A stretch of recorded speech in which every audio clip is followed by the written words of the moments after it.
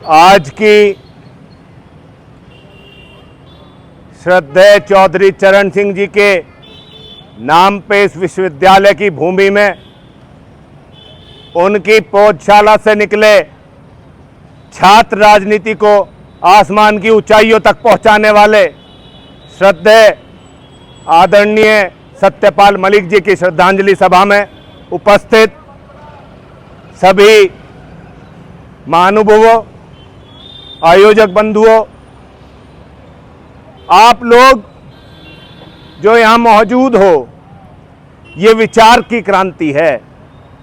ये ही विचारों को आगे बढ़ाने का काम करेगी। जो लोग सत्ता के खिलाफ सही मुद्दों के साथ खड़े होके सरकार की आंखों में आंखें डाल के सही को सही कहने की ताकत रखते हो, सुनने की ताकत रखते हो, वो ही सच्ची श्रद्धांजलि देने के हकदार हैं। सभी पूर्व वक्ताओं ने, प्रखर बुद्धिजीवी लोगों ने सभी पक्षों पर लगभग अपनी बात को रखा। आदरणीय सत्यपाल मलिक जी अपनी युवा अवस्था में चौधरी चरण सिंह जी ने उन्हें विधानसभा भेजने का काम किया और उस समय उनकी पार्टी का भी महत्वपूर्ण कामों को सत्यपाल मलिक जी ने देखा। वो बात अलग है कि उसके बाद वो राजीव गांधी जी के भी करीबी रहे, 2 बार राज्यसभा रहे 80 और 89 के बीच में, फिर अलीगढ़ से चुनाव लड़े और जनता दल की सरकार में, वीपी सिंह की सरकार में वो केंद्र में मंत्री बने और वो मंत्रालय भी आपसी सामंजस्य को बैठाने का था। संसदीय कार्य राज्य मंत्री का उन पर दायित्व था। उसके बाद वो समाजवादी से भी चुनाव लड़े और 2004 में चौधरी अजीत सिंह जी के सामने बागपत लोकसभा क्षेत्र से वो चुनाव लड़े और लगभग 1 लाख वोट उन्होंने प्राप्त भी। भारतीय जनता पार्टी से उन्होंने चुनाव लड़ा था। उस समय गाजियाबाद का इंदिरापुरम क्षेत्र भी बागपत लोकसभा क्षेत्र में ही आता था। सभी उतार चढ़ाव के बीच जब वो 2014 की सरकार के बाद भारतीय जनता पार्टी की सरकार में राज्यपाल मनोनीत किए गए और 5 राज्यों में उन्होंने अपनी सेवाएं दी और जो 370 हटाने का काम जमीन पर उन्होंने किया, वो साहसिक निर्णय जन जन को अपनी भरोसे में रखने करने के बाद था। 2020 में जब कृषि कानून जून में सदन में रखे गए तो पहले घटनाक्रम में किसी ने कृषि कानूनों के खिलाफ बोला नहीं, केवल सरदार वीएम सिंह ने बोला। पहली कृषि कानूनों के खिलाफ बिजरौल में सितंबर 25 तारीख में पंचायत रखी गई और उसके बाद नवंबर से सभी किसान संगठन इसमें अपनी हिस्सेदारी ली। सतपाल मलिक जी से समय समय पर हम संपर्क में रहे और जो दिन 28 जनवरी 2021 में जब किसान आंदोलन को कुचला जाने की पूरी रणनीति बनाई जा चुकी थी सरकार के कहने पर और वहां लोगों की संख्या भी बहुत कम थी, उस समय चौधरी अजीत सिंह जी ने और सत्यपाल मलिक जी ने उस किसान आंदोलन को मरने से बचाया, क्योंकि सत्यपाल मलिक जी सरकार का हिस्सा थे, राज्यपाल के पद पे थे। उन्होंने सही बात को प्रधानमंत्री तक पहुंचाने का काम किया और बात सही समय और सही बात की होती है। अगर सही समय किसी बीमारी में इलाज मिल जाए तो आदमी स्वस्थ हो जाता है और ऐसे ही जब उस समय यह हुआ और क्योंकि ईश्वर की अलौकिक ताकत भी थी, राकेश टिकैत के आंखों में आंसू आए, और वो मीडिया में चल गया। मीडिया में चलना ये सरकार की रणनीति का हिस्सा नहीं था, ये बाय डिफॉल्ट चल गया। वहां नेट बंद कर दिया गया था। और कमिश्नर नोएडा का मेरे पे फोन आया, क्योंकि हम सबसे पहले पहुंचने वाले लोगों में थे वहां, कि भाई ये लिस्ट तो आ गई थी हम पे गिरफ्तारी की, ये क्या हुआ। मैंने कहा कमिश्नर साहब, ये ईश्वर की इच्छा थी कि किसान कि लाल किले के कलंक को अपने माथे पर लेकर ना जाए। लाल किले पर जो परसेप्शन क्रिएट किया गया कि तिरंगा हटा के निशान साहिब के झंडे को लगाया गया, उसको मिटने में 13 महीने किसान आंदोलन चला, तब वो लोगों तक सच्चाई पहुंची। और अगर 28 जनवरी को यह काम हो गया होता तो इस देश में कभी कोई दूसरा आंदोलन नहीं होता। और किसान इस कलंक के साथ जीवन भर जीता कि राष्ट्रद्रोही है, देशद्रोही है, जबकि उसके बच्चे सेना में रह के देश की सुरक्षा कर रहे थे। तो ऐसे महान व्यक्तित्व जिन्होंने किसान को उस कलंक से बचाया, बड़ा दुर्भाग्यपूर्ण है जब अंत्योष्टि पे इनके निवास से जो व्यवस्थाएं थी वो भी सरदारों की एक एनजीओ ने कर रखी थी, किसी व्यक्ति ने नहीं करी। यूनाइटेड सिख फाउंडेशन ने इनके लिए एसी वाला जो बॉडी रखने का फ्रिज होता है और एम्बुलेंस, वो सरदारों की थी। उन लोगों ने तो करी, लेकिन हम लोग वहां जाके उन व्यवस्थाओं को नहीं कर पाए। ये हमारे लिए शर्म की बात है। शर्म की बात दूसरी ये है कि जिस तादाद में इस देश में 70% से ज्यादा किसान हैं, कृषि आधारित अर्थव्यवस्था है, लेकिन कौम मर चुकी है। और ये बड़े षड्यंत्र के तहत किया गया है। यह केवल एक जाति की बात नहीं है। किसान अपने आप में एक बिरादरी है जिसमें सभी जाति धर्म का समायोजन है। लोग मौन थे जब सोम विहार से इनके शव की यात्रा चली, तो कोई व्यवस्था नहीं थी, रूट का भी कोई रास्ता तय नहीं था। एक जगह जहां शमशान घाट में इनका दाह संस्कार होना था, उससे पहले अंडरपास में एम्बुलेंस फंस गई। एम्बुलेंस को वहां से वापस किया गया और घूम के 2:30 बजे के चले हुए 5 बजे पहुंचे। 14 किलोमीटर की दूरी थी। जग जाहिर है विश्व की सबसे बड़ी तथाकथित पार्टी की सत्ता है देश में, और देश के हुक्मरान मौन हैं। और खाली हुक्मरान मौन नहीं है, मौन विपक्ष भी है। विपक्ष के चुनिंदा लोग आज बहादुरी से जो लोग सरकार की नीतियों के खिलाफ बोलने का काम कर रहे हैं, राहुल गांधी ने वहां पहुंचने का काम किया, संजय सिंह ने वहां पहुंचने का काम किया, हरेंद्र मलिक ने वहां पहुंचने का काम किया, चौधरी बीरेंद्र सिंह वहां पहुंचे, दुष्यंत चौटाला, अर्जुन चौटाला पहुंचे। लेकिन जो आम क्षेत्र के लोग, विधायक, सांसद, जो पश्चिम उत्तर प्रदेश में 22 सांसद और 120 विधायक हैं, उनमें से चुनिंदा 1-2 लोग पहुंचे। क्या उनका आकलन नहीं करना चाहिए? क्या नहीं सोचना चाहिए? क्या वो उन पे प्रश्न चिन्ह नहीं लगाना चाहिए? क्या परिवार ने संस्कार साधारण स्वरूप में किया? राजकीय सम्मान तो मिलना ही नहीं था, जैसा प्रोफेसर पुंडीर साहब ने बताया, रविंदर राणा जी ने बताया, सभी पूर्व वक्ताओं ने बताया। जो सच को सच कहेगा, सरकार के एजेंडे के खिलाफ बोलेगा, उसे सम्मान कैसा? सम्मान तो हमें देना था।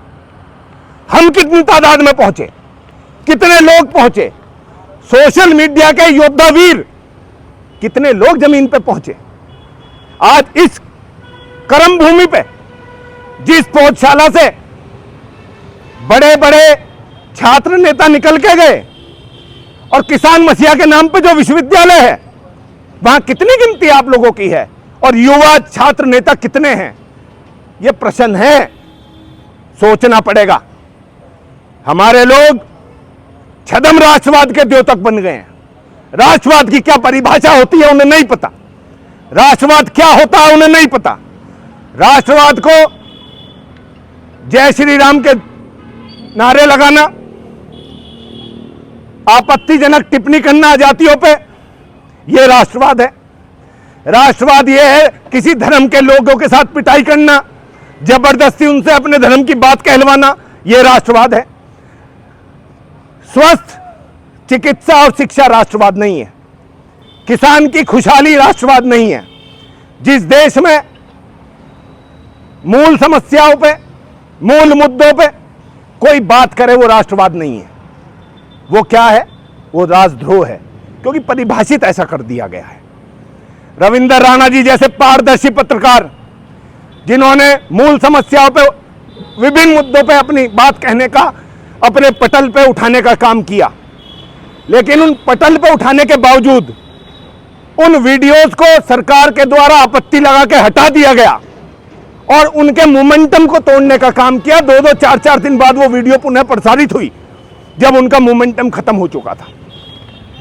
जब प्रवाह तोड़ दिया जाता है तो गति लेने में समय लगता है। आप लोग उस गति के द्योतक हो जो सच्चाई की गति है। नफा नुकसान देखने वाले लोग यहां उपस्थित नहीं हैं। यहां उपस्थित वो लोग हैं जो सच को सच कहने और मानने वाले लोग हैं, सही को सही तरीके से समझने वाले लोग हैं। सत्यपाल मलिक जी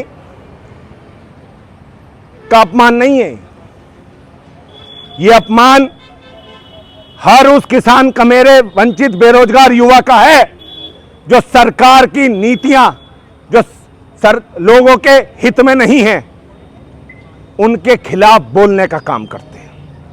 चाहे वो छोटे पटल पे बोलते हो, चाहे बड़े पटल पे बोलते हो, चाहे किसी पद पे पहुंचे या नहीं पहुंचे, लेकिन बोल रहे हैं। यह हर उस व्यक्ति का, उस वर्ग का अपमान है। राजकीय सम्मान छोटी चीज है, लोगों का सम्मान बड़ी चीज है। अगर यही संख्या बहुसंख्यक और सैकड़ों में होती तो सरकार स्वतः अपने आप तय करती कि राजकीय सम्मान दिया जाए और हर वो काम करती जो आप चाहते थे। चौधरी चरण सिंह जी के मरणोपरांत जैसा बताया, महेंद्र सिंह टिकैत ने धरना दिया, लोगों की संख्या लाखों की थी, किसान घाट पे जगह मिली, वो भी सामान्य किसान परिवार से उठ के और देश की सर्वोच्च स्थान तक पहुंचे। और आपके जुझारूपन के कारण, आपके पूर्वजों के जुझारूपन के कारण वो जगह उन्हें स्थापित हुई। आज उस किसान घाट को पहुंच के हम गर्व महसूस करते हैं कि किसान मसीहा की भी एक जगह है दिल्ली में जहां हम जा सकते हैं।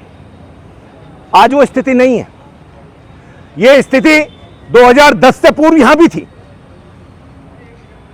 2005 से पहले जब तक छात्र राजनीति, सही मायनों में छात्र राजनीति थी, उसके बाद लिंग 2 की एक गाइडलाइंस आके लागू की गई। वो रास्ता था देश में राजनारायण जैसे लोग, चौधरी चरण सिंह जैसे लोग, लोहिया जैसे लोग राजनीति में खड़े ना हो सकें।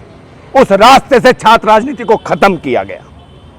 लोग मौन हैं, युवाओं को पता ही नहीं है कि क्या हुआ, क्यों हाशिए पे छात्र राजनीति पहुंची, पता ही नहीं है। जातियों में टकरा रहे हैं। आज सत्ता की लोलुप और चाटुकारिता करने वाले लोग, उपराष्ट्रपति धनखड़ साहब का भी हश्र देख लें, वो ताजा उदाहरण है। जो लोग कहते हैं कि सत्यपाल मलिक जी को इस्तीफा दे देना चाहिए था, आपके दोहरे चरित्र नहीं चल सकते। आप अपने चरित्र के साथ अगर समझौता करोगे अपने चरित्र से डिगोगे और फिर आंखें दिखाओगे तो आपको कोई स्वीकार नहीं करेगा। आप अगर सत्ता का लाभ लोगे और सत्ता से सवाल करोगे तो आपको कोई स्वीकार नहीं करेगा। स्वीकार उसे करेगा जो लाइन खींच के सही को सही और गलत को गलत कहने का मादा रखेगा। वही हुआ। धनखड़ साहब ने अपने 2 साल के टेन्योर में 5 साल के राज्यपाल के टेन्योर के बाद 2 सवाल सरकार से किए। एक सवाल कृषि मंत्री के मंच से किसानों के पक्ष में कर दिया, दूसरा सवाल जस्टिस यशवंत सिंह पर कर दिया। वो पैसा किसका था? महाभियोग तो सरकार चाहती थी, लेकिन मुकदमा नहीं चाहती क्योंकि उसमें विवेचना होगी और जो लोग संलिप्त हैं, सरकार के बड़े नुमाइंदे, वो उसमें फंसेंगे। और यह सरकारी कागज जब चलता है वो शिथिल किया जा सकता है, कुछ समय के लिए रुकवाया जा सकता है, लेकिन सत्ता परिवर्तन जिस दिन होगा उस दिन वो गतिमान हो जाएगा। समझना होगा, भारतीय जनता पार्टी ने जो एसआईआर के बारे में देश में चर्चा हो रही है, जिस देश में पैन कार्ड बनवाने के लिए आधार कार्ड चाहिए, बर्थ सर्टिफिकेट के लिए आधार कार्ड चाहिए और वोट बनवाने के लिए आधार कार्ड इनवैलिड है, जन्म प्रमाण पत्र के लिए तो वैलिड है, वोट के लिए इनवैलिड है। वोट बनवाने के लिए मूल निवास प्रमाण पत्र चाहिए जो जन्म प्रमाण पत्र में लागू नहीं होगा। यह कॉन्ट्राडिक्शन किस लिए, क्यों है, सोचना पड़ेगा।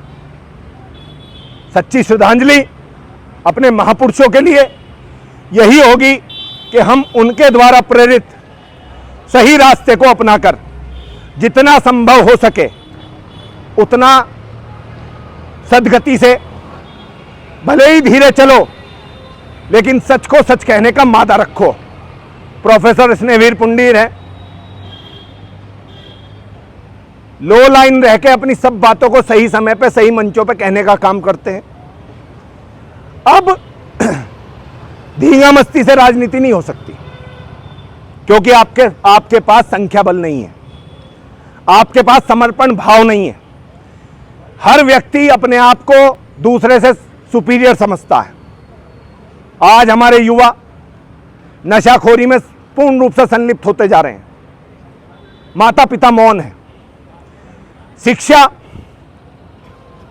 जो पब्लिक स्कूलों में आप पढ़ा रहे हो बच्चों को, वहां टीचर 10-10, 15-15 हजार रुपए पाके पढ़ा रही हैं, और जो सरकारी स्कूल हैं जहां नेट जीआरएफ क्वालिफाइड टीचर हैं, वहां हम अपने बच्चों को नहीं भेज रहे क्योंकि हमारा स्टैंडर्ड डाउन हो जा रहा है।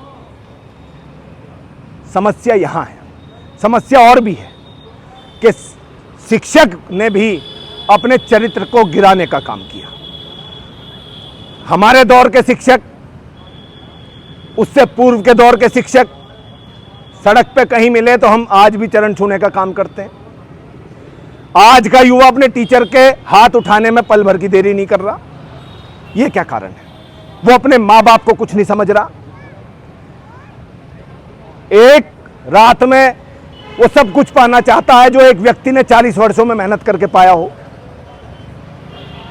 अनैतिक रास्तों को अपना के जल्दी उन्नति हासिल करना चाहता है क्योंकि हम फैसिनेट किस बात से हो रहे हैं? हम फैसिनेट हो रहे हैं आदमी के आडंबर से। हम फैसिनेट हो रहे हैं उसके फर्जी धमक से। वो असली नहीं है। हमारे युवाओं को ये सीखना पड़ेगा। श्रद्धांजलि तभी होगी अगर ये लोग सत्यपाल मलिक अपने आखिरी क्षणों में चौधरी चरण सिंह जी का अनुसरण करते रहे। और आपको ताज्जुब होगा कि जब वो अस्पताल में भर्ती थे तो 5-5 हजार रुपए का चंदा इकट्ठा दवाइयों के लिए हुआ है। इससे बड़ा दुर्भाग्य क्या हो? सरकार 2200 करोड़ के घोटाले की बात कर रही है।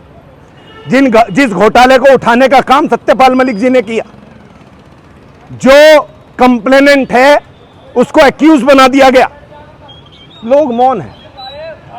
जब हमने सवाल किया भाई राजकीय सम्मान मिलना चाहिए, तो सोशल मीडिया के योद्धावीर कहते हैं हमसे कि आपके संगठनों ने क्या किया, आपको धरना देना चाहिए था। बिल्कुल गलती है हमारी, लेकिन क्या परिवार साथ देता? क्या धरना देके लिया गया राजकीय सम्मान उचित होता? लोगों में संवेदनाएं लगभग मृत हो चुकी हैं और विरासतें उसी की चलती हैं जिनकी पीढ़ियों में ताकत होती है, नहीं तो लोलुप हो जाती हैं, भुला दी। जो जातियां देश में सरकार के खिलाफ मुखर होकर हर आंदोलन में अग्रणी भूमिका निभाती हो, सहयोगी सभी वर्ग हैं, लेकिन प्रमुखता से पहले जातियों को टारगेट किया गया। जैसा पुंडीर साहब ने बताया, महाराष्ट्र में मराठा को, गुजरात में पटेल को, पंजाब में जट सिख को, हरियाणा, राजस्थान जाट को। और ताज्जुब की बात देखिए, जो जाट हरियाणा में इनके लिए 35 बनाम 1 का इनके नेता नारा देते हैं, उसी जाट जाति को उत्तर प्रदेश में ये सबसे बड़ा धर्म रक्षक, गौ रक्षक, बेटी रक्षक, राष्ट्र रक्षक की भूमिका में इस्तेमाल करने का काम करते हैं। और उस समाज के लोग होते हैं, उस समाज से हम भी आते हैं और हम ताली बजा रहे हैं, हम खुश हैं। लोग शिक्षा को रास्ता बना के अपनी कामयाबी की सीढ़ियां चढ़ रहे हैं और तथाकथित छद्म राष्ट्रवादी हिंदू समाज के लोग जय श्री राम का युवा झंडा लगा के नारा दे रहा है। और जिसके खिलाफ, जिस धर्म के खिलाफ उस हिंदू समाज को भड़काया जा रहा है विभाजन के द्वारा, उनके एक लिस्ट में आईएएस की 25 बच्चे आईएएस सेलेक्ट होते हैं उसी मुस्लिम समाज से। वो लोग समझ गए हैं कि पढ़ाई का, शिक्षा का हमारे जीवन में क्या महत्व है, और हम लोग केवल नारे लगाने को और इस छद्म राष्ट्रवाद को अपनाकर ये महसूस करने लगे हैं कि यही असल रास्ता है राष्ट्रवाद का। राष्ट्रवाद की परिभाषा 2004 के बाद इन्होंने बदल दी है। ये अपने स्वरूप, जैसे पूर्व में वक्ताओं ने कहा कि परिभाषित अपने तरीके से की जाती है हर बात, इन्होंने राष्ट्रवाद को भी परिभाषित कर दिया है अपने तरीके से। जो इनके एजेंडा में फिट नहीं होगा वो देशद्रोही, जो इनके एजेंडा के साथ चलेगा वो राष्ट्रवादी। तो भाई देश में एक विचारधारा प्रबल तौर पे चल रही है। लेफ्टिस्ट का राज 35 साल में, 40 साल में खत्म हुआ। ये एक्सट्रीम राइटिस्ट का राज है। ये भी 11 वर्षों में ना रोजगार दे पाया, ना चिकित्सा की सुविधा दे पाया, ना सड़कें, शहर की हाईवेज को छोड़ दो, शहर की सड़कों का क्या हाल है आप लोगों को पता है। सामान्य आदमी सड़कों पे चलने लायक नहीं रहा क्योंकि 3 रुपए किलोमीटर का टोल टैक्स है। और जबरन अगर आप इनकी टेक्नोलॉजी के साथ नहीं हो तो 3 रुपए किलोमीटर का टैक्स 6 रुपए किलोमीटर आपकी जेब से वसूला जाएगा। कोई नहीं बोल रहा, चुप है सब, क्योंकि सवाल करने वाले राजद्रोही हैं। सत्यपाल मलिक जैसे पुरोधाओं को जिस समाज ने, जिस फेसबुक के योद्धा वीरों ने, सोशल मीडिया के योद्धा वीरों ने कटघरे में खड़ा कर दिया हो, तो हमारी और आपकी तो हैसियत क्या है। लेकिन पुनः आप लोगों की संख्या किसी भी क्रांति को अलग जगाने के लिए पर्याप्त है। 24 तारीख में आप लोगों के सहयोग से सर्व समाज इवाया रिसोर्ट बाईपास कंकरखेड़ा पे आदरणीय सत्यपाल मलिक जी की जन्मोत्सव और श्रद्धांजलि सभा का आयोजन कर रहा है, जिसमें परिवार भी सम्मिलित रहेगा। आप लोगों की भूमिका अहम है। हमारा मकसद केवल सही आखिरी क्षणों तक किसान के लिए लड़ने वाले व्यक्ति के पक्ष में लोग इकट्ठा होकर श्रद्धांजलि दे सकें, यह संदेश सरकार को जा सके। हमारा मकसद केवल ये है और मुझे उम्मीद है कि आप लोगों का समर्थन मिलेगा। मैं 2 पंक्तियों के साथ अपनी वाणी को विराम दूंगा। मैं धन्यवाद करता हूं आयोजकों का, युवा भावेश बेनीवाल, देवपाल राणा, कपिल, इन सब बच्चों का, युवाओं का, जिन्होंने इस क्रांति की पताका को कम से कम संभालने का काम किया। छोटी सोच से कभी फैलाव नहीं आता और पोखरों में कभी सैलाब नहीं आता। संघर्ष करना पड़ता है सड़कों पे, केवल बातों से इनकलाब नहीं आता। जय हिंद, जय भारत, जय जवान, जय किसान।